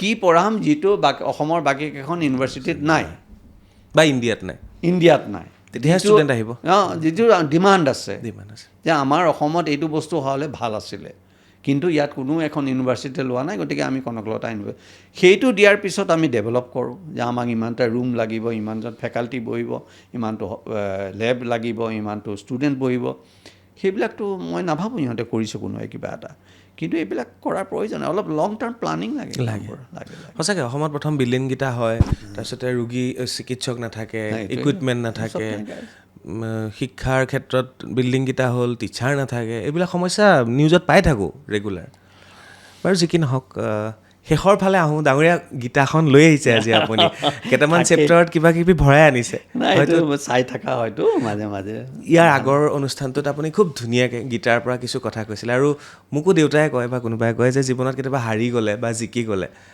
হাৰি গ'লেও গীতাখন জিকি গ'লেও ডিপ্ৰেশ্যনতো গীতাখন সুখতো গীতাখন ৰাইট তো আজি মই ভাবোঁ গীতাৰ পৰা কিবা এষাৰ শুনি দিলে ভাল লাগিব এই ক্ষেত্ৰত আমাৰ বৰ সুন্দৰ গীতাৰ শ্লোক আছে হয় সুখ দুখে সমকৃত্য লাভালাভৌ জয়া জয়ৌ ততো যুদ্ধায় যুজ্যস্য নৈবং পাপম অবাপস্যসি সুখ দুখে সমকৃত্য সুখ হওক দুখ হওক সমানে কাম কৰি যোৱা লাভ হওক লোকচান হওক জয়া জয়ৌ জয় হওক পৰাজয় হওক সমানে কাম কৰি যোৱা তোমাৰ কাম যুদ্ধ কৰি যোৱা কেতিয়াও পাপ নহয় আপোনাৰ কাম যুদ্ধ কৰি যাওক এইটোকে একদম খুব ধুনীয়া শ্লোক এইটো গীতাৰ শ্লোক একদম ক্লিয়াৰলি কৈছে ইয়াত কোনো কৰ্মৰ মানে ইয়াত কৰ্মৰ বহুত হেৰি আছে আমাৰ কাম কৰ্ম কৰাটোহে সঁচাকৈ গতিকে সেই ভাগ আৰু তাতকৈ যদি বেছি ওপৰলৈ যাব বিচাৰোঁ হয় তেতিয়া আমি ক'ব বিচাৰোঁ এইটো বৰ ধুনীয়া ত্ৰৈগুণ্য বিষয়া বেদ নিস্ত্ৰগুণ ভৱাৰ্জুন নিৰ্দ্বন্দ নিত্যসত্ত্বস্থ ক্ষেম আত্মবান ত্ৰৈগুণ্য বিষয়া বেদবোৰ এইটো অলপ দৰ্শনমূলক শ্লোক বেদসমূহ ত্ৰিগুণৰ ওপৰত আছে ত্ৰিগুণ মানে সত্য ৰজ তম তিনি গুণৰ ওপৰত বেদসমূহ আমি সেই তিনিটা গুণৰ ওপৰত যাব লাগিব নিস্ত্ৰগুণ ভৱাৰ্জুন তুমি সেই তিনিটা গুণৰ ওপৰত গৈ কৰিব লাগিব কৰাৰ কামটো আমি কি নিৰ্দ্বন্দ মনত কোনো সন্দেহ থাকিব নালাগে হাৰিম জিকিম পাপ হ'ব পুণ্য হ'ব কোনো সন্দেহ নাই ইউ জাষ্ট গ' এহেড ডু ইট নিত্য সত্ত্বস্থ সদায় সত্যত থাকিবা সত্যত থাকি কাম কৰি যোৱা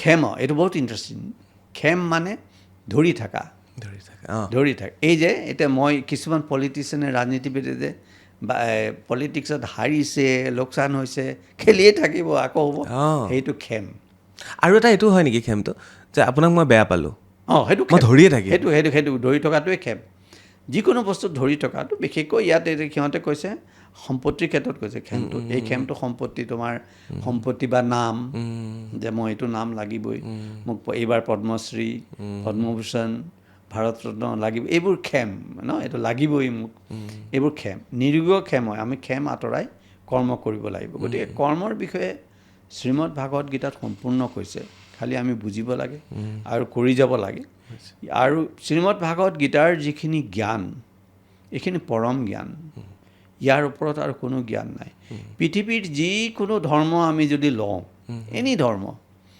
ৰিলিজিয়ন কনফুচিয়াছ হওক বুদ্ধিজিম হওক ইছলাম হওক খ্ৰীষ্টিয়ানিটি হওক সকলো ধৰ্মৰ সাৰমৰ্ম যদি আমি বুজি পাওঁ সেই গোটেইখিনি গীতাতে আছে গীতাখনতেই গোটেই সাৰমৰ্মখিনি সোমাই আছে কাৰণ এই গীতাখন কৰ্মযোগীসকলৰ কাৰণে হয় কৰ্মযোগীসকলৰ কাৰণে যে ভুলটো কোনে কৰে কৰ্মযোগীয়ে কৰে যিবিলাক সাত্বিক হয় সেইবিলাকে ভুল নকৰে কাৰণ তেওঁলোকে জানে আৰু যিবিলাক তামসিক হয় সিহঁতে কামেই নকৰে সিহঁতে ভুলটো কি কৰিব শুই থাকিব সিহঁতে তামসিক কাম নকৰে শুই থাকে লেজি সিহঁতে সেই মদ ভাং বেছি খাই পৰি থাকে, ড্ৰাগছ লয়, সেইবিলাক তামসিক। পৰি থাকে, কাম নকৰে, এইবোৰ তামসিক। সেইবিলাকৰ কোনো লাইফ নাই। সেইবিলাকে জন্তু জানোৱাৰ আৰু সিহঁতৰ মাজত কোনো ডিফাৰেঞ্চ নাই। যিবিলাকে ড্ৰাগছ খাই পৰি থাকে, এলকহলিক হৈ থাকে, সেইবোৰ জন্তু জানোৱাৰ, সিহঁতৰ কথা আমি কোৱাই নাই। তামসিক। আৰু যিবিলাক জ্ঞানী সাত্বিক, তেখেতসকলে ভুল নকৰে, তেওঁলোকে জানে শাস্ত্ৰ। ভুল কোনে কৰে? ৰাজসিকবিলাকে কৰে। আমি কৰোঁ, তুমি মই, আমি ৰাজসিক মানুহ, আমি সাত্বিক হোৱা নাই। আমি কাম কৰিবলৈ ইচ্ছা আছে, প্ৰবল ইচ্ছা আছে, কাম কৰি যাওঁতে ভুল কৰি যাওঁ, তাত কাম, ক্ৰোধ, লোভ, চব আছে, চব গোট খাই যাব। ঠগিব নলগীয়া মানুহজনক ঠগোঁ আমি, দুখ দিব। এতিয়া আমি গাড়ী এখন চলাই গৈছোঁ, ৰাস্তাত গৰু ছাগলী ক'ৰবাত দুখ, অকণমান দুখ লাগিলেও বেছি দুখ নালাগে, সেইটোৱে নহয়। গতিকে যিবিলাক কৰ্মী মানুহ, সিহঁতৰ কাৰণে গীতা। আৰু কৰ্মযোগীসকল এসময়ত মুক্তি হয় বৈৰাগ্যৰ ফালৰ পৰা। যেতিয়া বৈৰাগ্য কাম কৰি কৰি সকলোৰে আহিব, যিকোনো কৰ্মযোগী। কাৰণ তুমি কৰ্মযোগী মানুহ, মই এইকাৰণে তোমাক কৈ আছোঁ, কৰ্মযোগীসকলৰ এটা সময়ত বৈৰাগ্য আহিব। নকৰোঁ নেকি আৰু কাম, এইবোৰ কামৰ কোনো অৰ্থ নাই, সেইটো ভাবাই। And I am telling you, I think, বেয়া নাজানো ভাল হ'ব নহয়, আমাৰ মাননীয় মুখ্যমন্ত্ৰী হিমন্ত বিশ্ব দেৱ, তেখেত কৰ্মযোগী। কাৰণ তেখেতৰ বাপেকেও পিতৃদেৱে কৰ্মযোগীৰ ওপৰত গীতাখন লিখিছিলে। বাল গংগাধৰ তিলকৰ যিখন কৰ্মযোগৰ কিতাপ, সেই গীতাখন তেখেতৰ পিতৃদেৱে অনুবাদ কৰিছে, বনাই থৈছিলে। আৰু হিমন্ত বিশ্ব শৰ্মাদেৱ কৰ্মযোগী হয়। আৰু আই এম চিয়'ৰ এটা সময়ত বৈৰাগ্য তেখেতৰ আহিব। ইমান স্পীডত কাম কৰি গৈছে, কাৰেক্ট কৰি গৈছে, 24 hours মানুহজনে কাম কৰি আছে আজি অত বছৰে, ভুল শুদ্ধ চাবলৈ নাই কোনে কি। হি ইজ এ কৰ্মযোগী, আৰু এনেকুৱা কৰ্মযোগী মানুহ এটা সময়ত বৈৰাগ্য আহে। আই এম ৱেইটিং ফৰ ডেট। সেই কথাটো ভাবিলে আচৰিত লাগে ন, হিমন্ত বিশ্ব শৰ্মা ডাঙৰীয়াই কেতিয়াবা বিৰতি ল'ব, ৰেষ্ট ল'ব। আহিব সেইটো আহিবই লাগিব ন। এইটো মানে অসমৰ ৰাইজে এইটো মানে ভাবিও নাপাব যে হিমন্ত বিশ্ব শৰ্মা ডাঙৰীয়াই ৰেষ্ট লৈছে। আহিব বৈৰাগ্য আহে, এটা সময়ত আহিব। কাৰণ তেখেতে কৰ্ম যি ধৰণে কৰি গৈছে, একদম কোনো আগ পিছ নোচোৱাকৈ ধুনীয়াকৈ কৰি গৈছেতো এজ এ কৰ্ম। তেনেকৈ ধৰণে কৰ্ম কৰা মানুহ আজিৰ যুগত বহুত কম আছে কৰ্মযোগী। সেইকাৰণে তেখেতে যে এটা সময়ত বৈৰাগ্য আহিব, উই আৰ ৱেইটিং ফৰ ডেট। সেইটো অসমৰ লোকচান হ'ব, but it's good for him. Same Zubeen দাকো দেখিছিলোঁ, কি কাম কৰিছে। সেইটো জুবিন গাৰ্গৰ সেইটোৱে হ'ল, তেওঁ বৈৰাগ্য আহিল না পিছলৈ গৈ থৈ। হি ইজ নট ইভেন বৰ্ডাৰ্ড কি এইখিনি মানুহে মোৰ অন্যায় কৰিব পাৰে, একো নাভাবিলে। তেখেতে জানিছিলে, নিশ্চয় জানিব যে এই মানুহখিনি মোৰ ইমান ফ্ৰেণ্ডলি নহয়, সিহঁতে মোৰ লোকচান কৰিব পাৰে, তেওঁ চব জানে।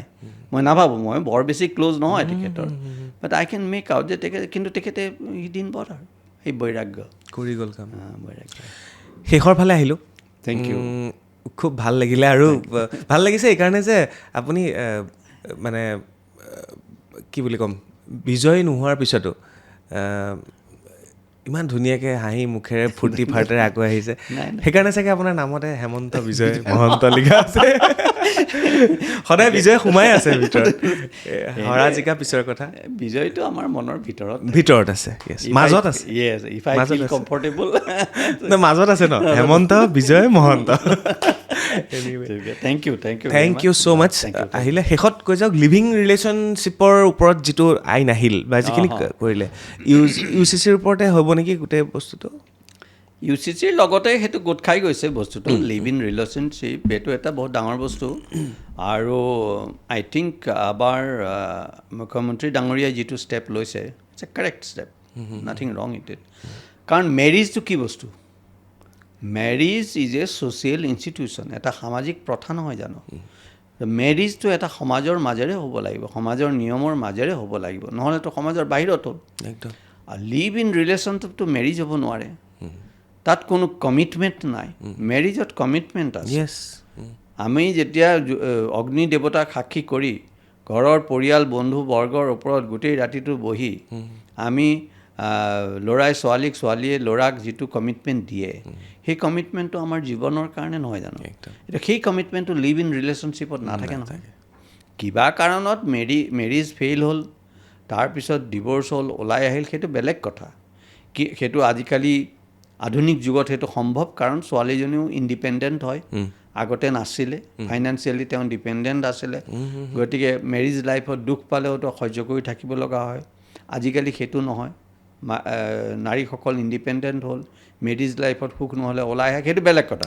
কিন্তু marriage as an institution, it has to be a process, সমাজৰ স্বীকৃতি পাব লাগিব। লিভ ইন ৰিলেশ্যনশ্বিপটো কোনো মেৰিজ নহয়। তেওঁলোকে যদি সমাজৰ বাহিৰত গৈ কিবা কৰি থাকিব বিচাৰে, কোনে দে কেন ডু ইট, বাট তেওঁলোকে ডিমাণ্ড কৰিব নোৱাৰে যে এইটো আমাক এলাউ কৰিব লাগে, এইটো সমাজে এলাউ নকৰে। কাৰেক্ট। ধন্যবাদ ডাঙৰীয়া, থেংক ইউ। ভাল লাগিলে। আৰু এইখিনিতে মই কওঁ আপোনাক যে আপুনিও গহপুৰৰ, ময়ো গহপুৰৰ, আমাৰ ঘৰ বেছি দূৰ নহয় ইফালে সিফাল, তথাপিও মই আপোনাৰ ওচৰলৈ এবাৰ গৈছোঁ, সেইটো ৰাজনৈতিক কাৰণত গৈছোঁ। এতিয়াৰ পৰা অন্ততঃ আৰু মই মানে ৰাজনৈতিক ব্যক্তিৰ কাষলৈ মানে এনেই গৈ আড্ডা মাৰি বহি নাথাকোঁ, সময়ৰ কথা আছে। আৰু এতিয়া ভাল হ'ল যে আপুনিও অৰাজনৈতিক হ'ল, ময়ো অৰাজনৈতিক, এতিয়া গহপুৰলৈ গ'লে অন্ততঃ আমি বহিব পাৰিম, কাম কৰিব পাৰিম, বহিব পাৰিম। আপোনাৰ মনতো গহপুৰৰ কাৰণে বহুত কাম কৰাৰ ইচ্ছা আছে, আৰু মোৰো ইচ্ছা আছে। আমি মিলিজুলি বহুত কাম আমি ৰাজনীতিৰ বাহিৰত একদম কৰিম, আমি খুব ধুনীয়া। পৰিসৰটো কম হ'ব পাৰে, ৰিজাল্টটো আমি কম দেখুৱাব পাৰোঁ, কিন্তু প্ৰচেষ্টাৰ কোনো ত্ৰুটি নাথাকিব, প্ৰচেষ্টাত কোনো কম নাথাকিব। We can do it. ভাল লাগিলে। মই গহপুৰতে আছোঁ, you come, will do it. Next MLA আমি উঠাম বাৰু, আমি মিলিজুলি নেক্সট MLA এজন উঠাম। মোৰ কথা বাদ দিয়ক, আই এম ফ্ৰী। খুব ভাল কথা, বহুত বহুত ধন্যবাদ, ভাল লাগিলে। Thank you. আমি লগ পাম। এয়া আছিল হেমন্ত বিজয় মহন্ত ডাঙৰীয়া, আৰু সঁচাকৈ এগৰাকী যথেষ্ট অভিজ্ঞতা সম্পন্ন ব্যক্তি। আপোনালোকক মই কৈছোঁ, তেখেতৰ আগৰ পডকাষ্টটো চাব, যিটোৰ লিংক মই ডেছক্ৰিপশ্যনত দি দিম, তেওঁৰ বিষয়ে বহুতখিনি কথা গম পাব। গতিকে আজিৰ বাৰ্তালাপ ইয়াতে শেষ কৰিছোঁ, চাই থাকিব পৰৱৰ্তী অনুষ্ঠানসমূহ। Thank U.